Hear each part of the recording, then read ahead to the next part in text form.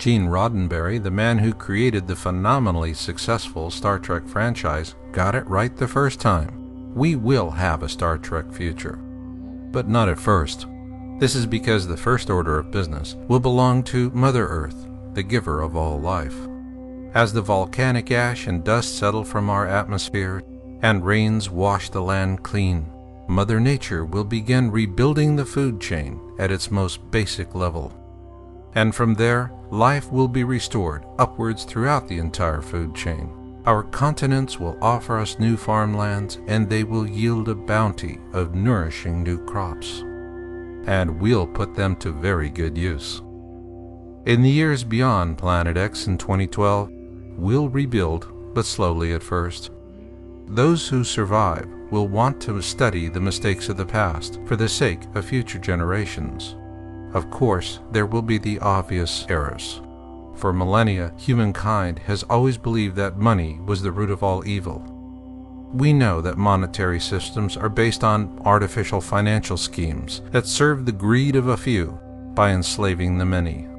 After Planet X, humanity will say never again. Yet we will rebuild.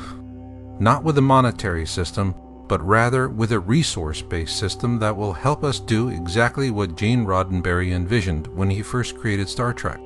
It was this vision that first energized the entire Star Trek franchise for decades. To simply explain it away as science fiction is illogical, because the seed of reality is born of fiction. In the words of futurist Jacques Fresco, the founder of the Venus Project, when human beings are free of debt, insecurity, and fear of their neighbors, they become much more amiable. Jacques Fresco was a man who grew up in the misery of the Great Depression and would then devote his entire life to the hope of an egalitarian future where resource-based economies would end human suffering once and for all by bringing out the best of humanity through service to others.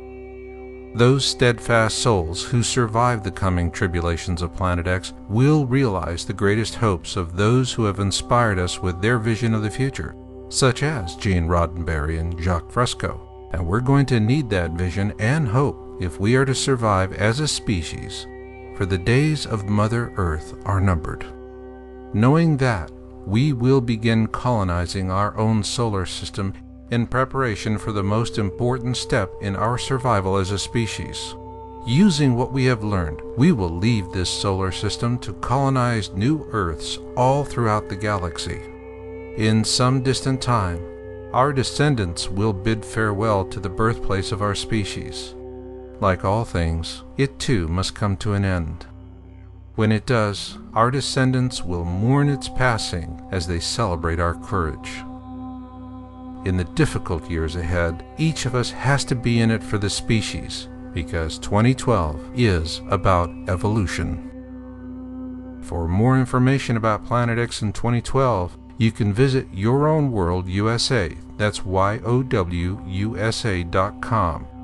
For Planet X Forecast and 2012 Survival Guide, this is co-author and publisher Marshall Masters thanking you for taking this first step in becoming self-informed about this vital topic.